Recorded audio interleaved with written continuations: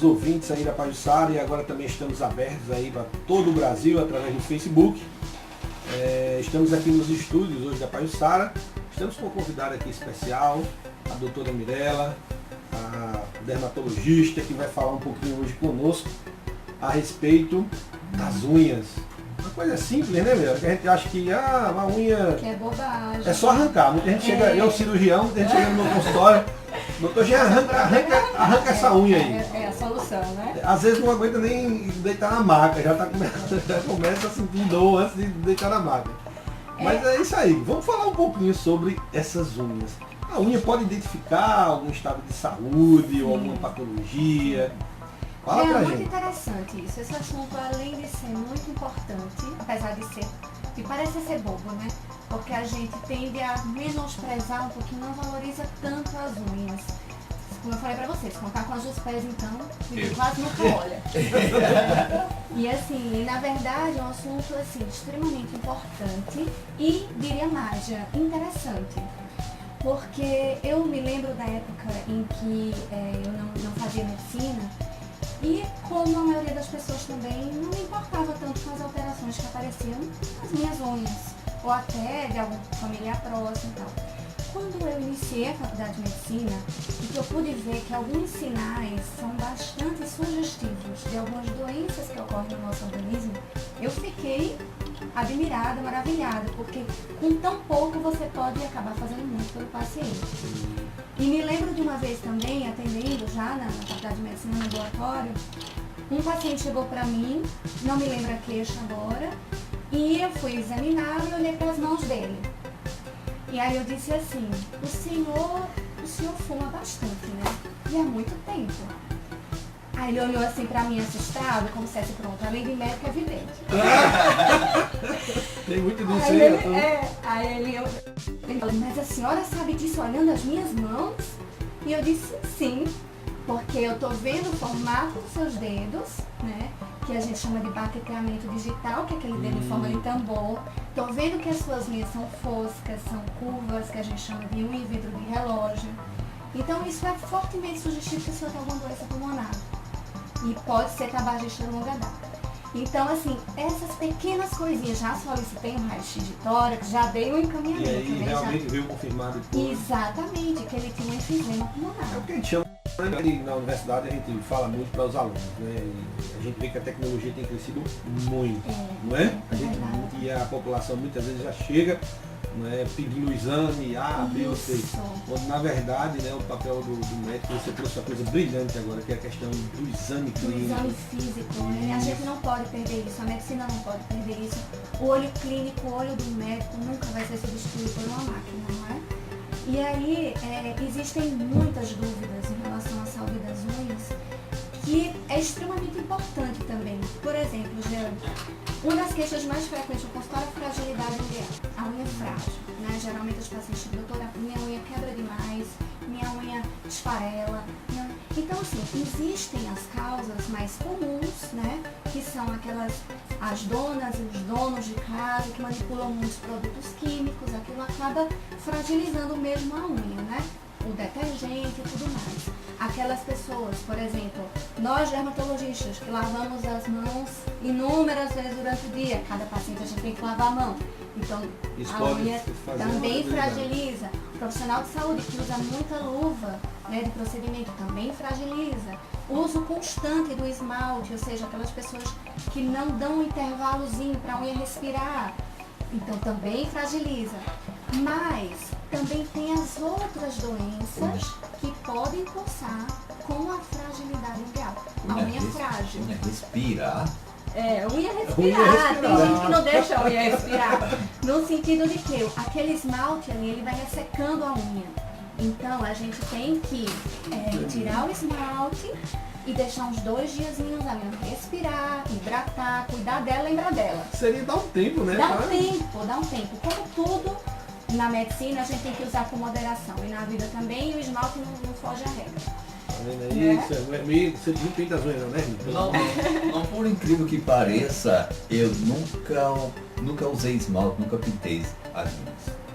Mas nós mulheres... Eu uso, agora tem um esmalte próprio pro Ou na base, né, que Eu chama. nunca usei não a base, né? Eu Mas então, muitas vezes as pessoas começam a fazer receitas caseiras para fortalecimento de unha, mas o ideal é que o especialista veja, Eu sei de uma. né? Receita caseira? Não, sim, para fortalecer as unhas, doutora. É. Mas se é mito ou é verdade, doutora. Quando se mata uma cobra, aí passa a unha na barriga da cobra, assim, ó. Não, A unha não da mate barriga. cobra, nem passe a unha na barriga da cobra. Faça o seguinte, Não. tenha uma alimentação extremamente balanceada, Tá vendo beba aí? no mínimo 2 litros de água por dia e, Tá resolvido e o deixe a problema. cobra viver, por favor. Passar a unha na... Sim, na barriga da cobra, ó. Não. O papo da cobra. Não. A gente às vezes Existem aqui, coisas melhores. às vezes no programa a gente traz algumas coisas de mitos e verdades, né? Sim, sim. E realmente tem algumas pessoas que trazem vários questionamentos. Né? A gente Sim, sempre sim. coloca, Hermes, essa aí é um mito, viu? Pelo amor de E Deus. pois lá no sítio, quando você matava uma cobra, aproveitava a cobra morta, ficava passava as unhas na barriga da cobra, ó. Aí Não, pra é, fortalecer Eu as não unhas. acho uma boa ideia. Não, é? Não, boa ideia não. Boa ideia que ela tá viva, né?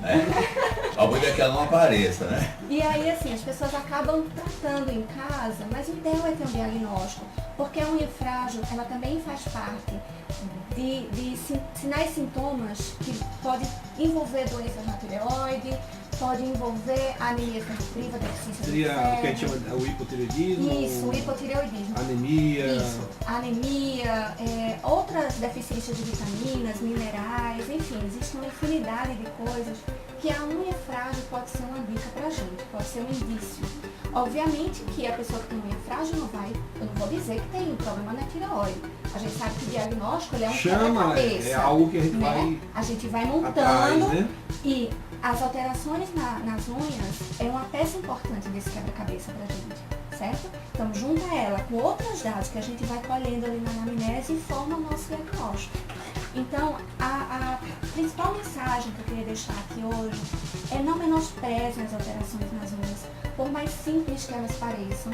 Por exemplo, eu posso olhar a unha do paciente e sugerir, dar uma sugestão forte assim de um problema renal, um problema hepático, de uma deficiência nutricional, uma síndrome desabsortiva, um problema na tireoide, entendeu? Então, assim, é importante que a gente faça também essa avaliação em casa, achando alguma alteração, procura o dermatologista para a gente ficar tranquila. Existiria, aí nesse caso, o primeiro caminho, óbvio, a gente sempre fala aqui que é a linha de buscar o profissional, né, Isso. que possa ter a competência para atuar naquela área, Uhum. e aí o profissional vai seguir essa linha, né? Isso. A partir desse exame clínico, aí sim, Isso, vai pedir alguns exatamente, exames. Exatamente. Se for preciso, a gente vai complementar a nossa hipótese diagnóstica, né? Com uma biópsia ou com exame de sangue, enfim. O que O seria a eu posso- biópsia? Para tu entender em casa, muita gente pega a biópsia, mas como seria essa A biópsia? biópsia é um pequeno procedimento cirúrgico em que a gente tira um pedacinho da unha ou da região próxima a ela e manda para um médico patologista para ele avaliar aquilo ali, tá? E ele vai descrever o que ele viu e ajuda bastante a gente, dermatologista, pensar naquele diagnóstico. Vem algo ali que possa dar. Isso, Ser pra algo nortear. mais voltado da Isso. própria unha. Exatamente. Tipo- Ou outra coisa. Ou Por outra exemplo, coisa Jean, sistêmica, né? Por exemplo, muitas pessoas não sabem, mas os cânceres de pele, eles podem dar na unha, Na ou, unha? ou ao redor dela. Corre. Isso é muito importante. Então, existe um tipo de câncer de pele, que é o carcinoma espinocelular, apelidado por a gente de SEC, que ele muitas vezes ele simula verruga. Então, E aí, verruga ao redor das unhas. Só te interrompendo, aí começa aquela história. Bota uma cor. Aí bota outra. Exato. Ou Aí então, bota no seu. Ou Jean, então quando faz vai um pro ponto. médico é bom, Jean. Tem vez que nem vai, né? Às vezes Aí, fica. aquilo ali é uma verruga, deixa pra lá. E muitas Porra. vezes existe uma sutileza muito grande no diagnóstico entre a verruga periungueal e um carcinoma espinocelular. Então isso só é muitas vezes identificado por um olho treinado de um especialista, tá? Então é muito importante. O melanoma, por exemplo, que é o câncer que a gente tem que é mais agressivo, né, o câncer de pele, ele pode também dar nas unhas e ele muitas vezes aparece como uma faixa castanhada ou enegrecida ao longo da unha, no sentido longitudinal. Como se fosse uma mancha na unha. É uma mancha na unha, É uma certo? mancha. Então, assim, obviamente que o melanoma, como a melanoníquea, que a gente chama de melanoníquea é essa mancha, tá? E aí, a melanoníquea como melanoma, ela não é comum, tá? As principais causas dessa mancha são outras coisas. Mas você são precisa diferenciar, trauma, né? exatamente. Precisa diferenciar. São trauma, pode ser causado por trauma, por algum sinal, tá? Até mesmo a pessoa de uma pele mais escura, ela pode ter manchas na unha, isso não quer dizer que seja uma doença. uma Mas, desculpa, quem vai diferenciar isso é o médico especialista, certo? Então fica esse recado para a população. Eu acho que é muito importante isso, porque muitas vezes a gente pode, como você falou, menosprezar aquela situação, né? E deixa de lado, e às vezes quando vem descobrir o melanoma extremo, às vezes é muito agressivo. Então é cuidar e diagnosticar o mais precoce possível, tá? Buscar, né, essa ajuda, esse olhar, né? Que aí você vai conseguindo trilhar o caminho. Uma coisa que é muito interessante, que chega muito para mim, não sei a tua experiência nesse sentido, que é a questão da unha encravada. É outra coisa que chega bastante. muito. Você sabe qual é uma coisa que ajuda muito, na verdade dificulta bastante o surgimento da unha encravada? É a maneira de cortar, já. A gente corta errado a unha. Então muitas vezes a manicure até pergunta bem intencionada. Ela pergunta assim, redonda ou quadrada? Né? Dá pra ver. Aí a gente sempre deve responder quadrada. Porque a unha é cortada deixa reta. Assim, reta e vai. Isso. Aí Inclusive foi bastante. Com o tempo a gente começou a fazer muito isso, então muita gente me procura e às vezes diz, mas eu quero arrancar a unha. Arrancar não vai adiantar. Não vai adiantar, daqui a 2 meses volta de novo, o problema às vezes está aqui, que você que doeu, a carne fez uma... Você não vai nem aguentar às vezes sentar na cadeira lá. Primeira coisa é cortar a unha quadrada, segunda é evitar sapato apertado. É outra coisinha porque também encrava bastante unha, porque aperta ali o dedo. Então sapatos confortáveis e cortar direitinho a unha. Realmente é uma das coisas que chega muita gente mesmo, a questão dessas unhas encravadas, a gente explica, a gente fala e tem muito a ver com o corpo.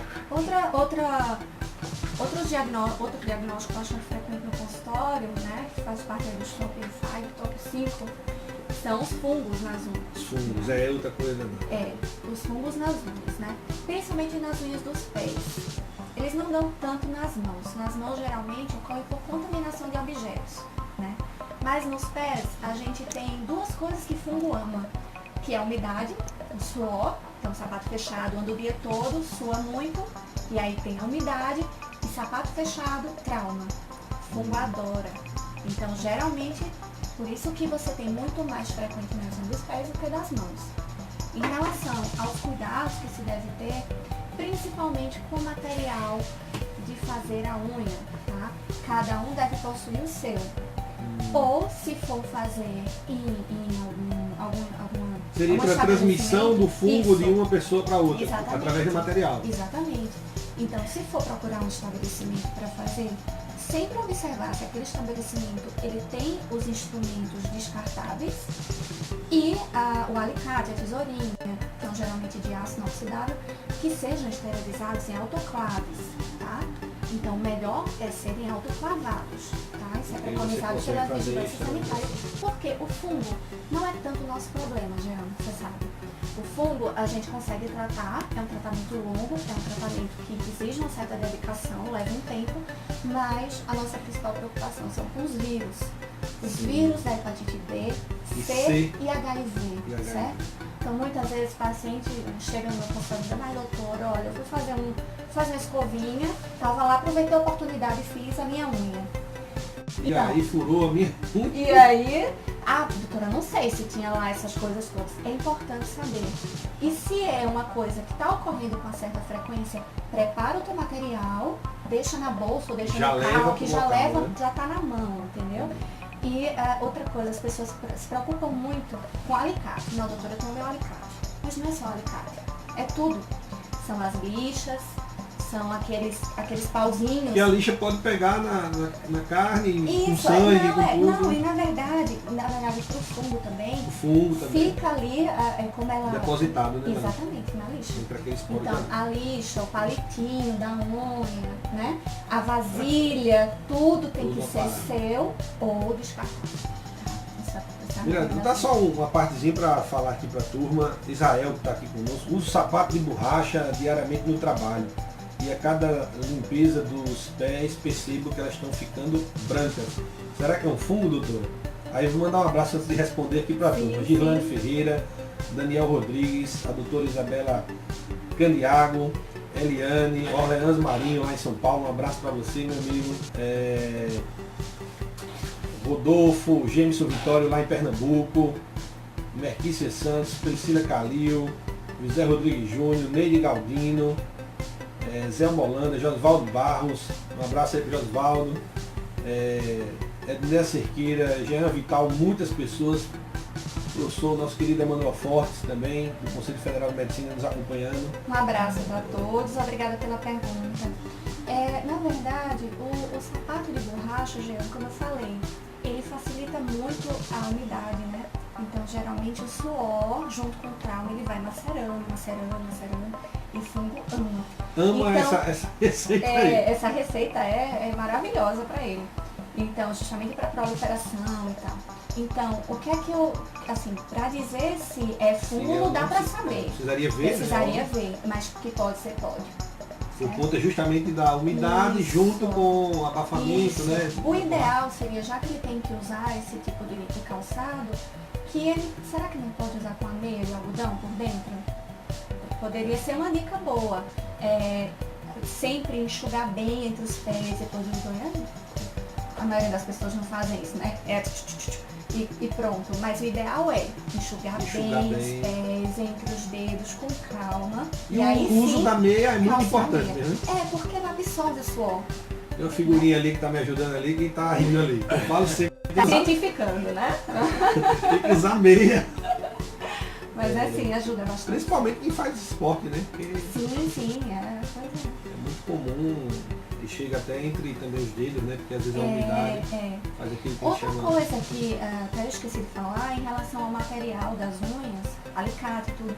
Mesmo o pessoal, ele tem que ser higienizado, tá? Com sabonete antisséptico, como se lava prato, talher, certo? Então, de vez em quando lava com sabonete antisséptico, seca direitinho e guarda, tá? Mesmo de uso pessoal. Mandar um abraço pra mamãe. A mamãe colocou aqui. Obrigado pelos excelentes esclarecimentos. Beijo, mãe. Chego Nos já na acompanhando, olha. clínica. Se não fizer direito, puxa na orelha. Então, eu sei. É isso aí, velho. Então, realmente, esse universo das unhas é algo que eu mesmo me deparo, porque já chegam pra mim naquela fase de Sim. arranque a minha unha. Né? E Não, sempre vem. Não, muitas vezes não resolve, na maioria das vezes não resolve. E a gente tenta explicar realmente a importância desse tratamento clínico. Sim. Porque não vai adiantar, a gente tirei unha de muitas pessoas e aí voltava depois que queriam a todo custo. O problema não está aí na tua unha. Não Está na forma de cortar, Isso. na forma que você está usando, e aí a pessoa, não, mas eu preciso, então, mas voltava depois de novo. E Então, assim, é uma sempre coisa- lembrar que a cutícula, ela é proteção da unha, tá? Então, a prescrição médica é não tirar a cutícula, tá? Muitas vezes para as mulheres isso já é cultural, é Vai lá e difícil elas tira. aceitarem, né? A gente tenta, mas às vezes é difícil. O que é que eu falo? Eu disse, olha, se ela tá mais hipertrófica, se ela tá mais grossinha, então tira só o excesso. Mas deixa um bocadinho dela lá, tá protegendo sua unha, né? Ela seria uma proteção natural É mesmo. uma proteção natural. Geralmente se tira, né? Aquilo ali. Isso, lá. aí tem gente que não deixa um belisquinho. Aí, Vai até sangrar, né? é. Tá vendo a minha aí como é o processo? É. Corte da unha. Complicado e cultural, não é? É cultural. Mas e são coisas assim que a gente está aqui, a missão do programa, a gente fala é justamente isso, é tentar trazer algo que Sim. possa ajudar, para que você não venha numa via, Sim, né, de ter que sim. tomar anestesia, de ter que estar mexendo, faz aquele granuloma, aquela situação. Né? Então, Se eu sair daqui as pessoas entenderem que precisam valorizar mesmo as alterações mais simples, Das eu mais já estou simples. satisfeita. Porque Então você ajuda pode bastante. ficar satisfeito. Que bom que cumpri meu dever. desde as mais simples até essas mais complexas, né? Isso. Porque realmente, situações como você falou, coisas tolas, né, que podem ser patologias, Isso. que demanda de um tratamento, de cuidado. É. Você acha que da formação, você falou no início da formação da clínica médica, Sim. a formação na clínica médica te deu esse olhar mais amplo Sim. para a dermatologia? A semiologia ela foi essencial para mim na minha formação. Eu sempre gostei de observar bem os sinais que o corpo da corpo pessoa humano. tá me mostrando. Às vezes são sutis, mas eles estão lá. Se você parar um pouquinho para perceber, eles estão lá.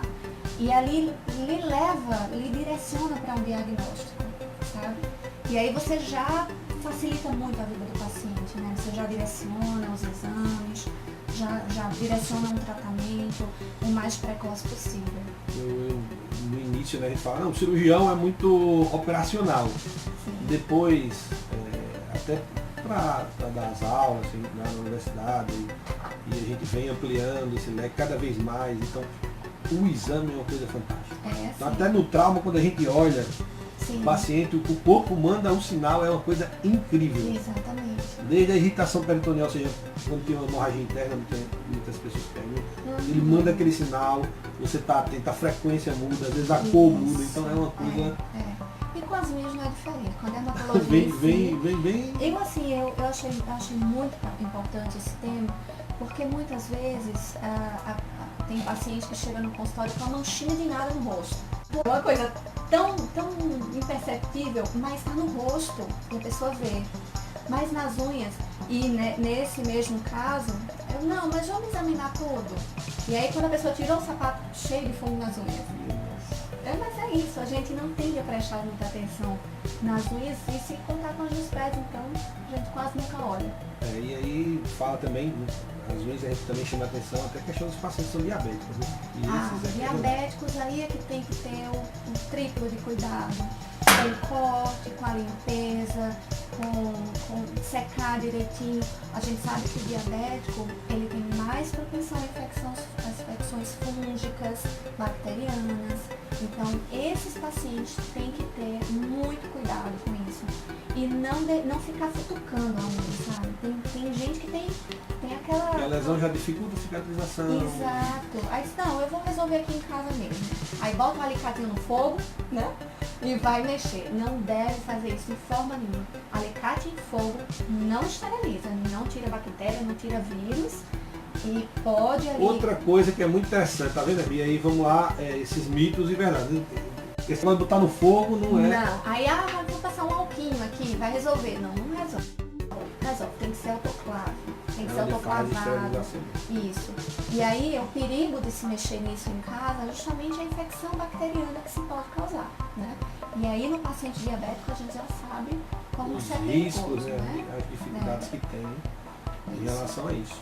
Legal, deixar um espaçozinho para você, se você quer falar mais alguma coisa a respeito do tema, né? Sim. Sobre isso que a gente falou, acho que foi muita coisa legal que a gente trouxe hoje, né?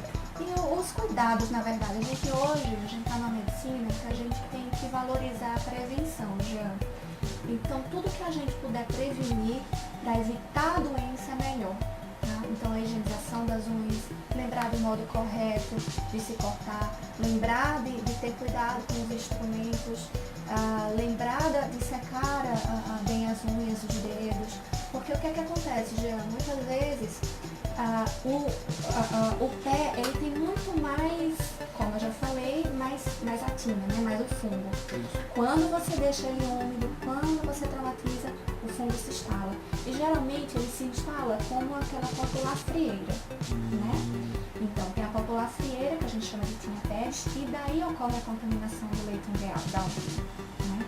Então, se a gente previne, se a gente usa sapatos confortáveis, se a gente cuida bem dos pés, a gente evita o aparecimento dos fungos. Já vai demandar todo o esforço para tratar, medicação. Isso. E fungos e bactérias, né, também. Que bom. Isso aí é extremamente importante, né? É o que a gente faz aqui hoje. A missão é essa, é levar educação e saúde às pessoas. Isso.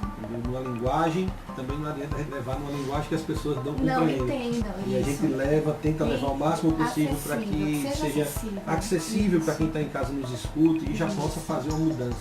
A gente sabe uma mudança de hábitos. Isso tudo mesmo. que envolve hábito é difícil de mudar.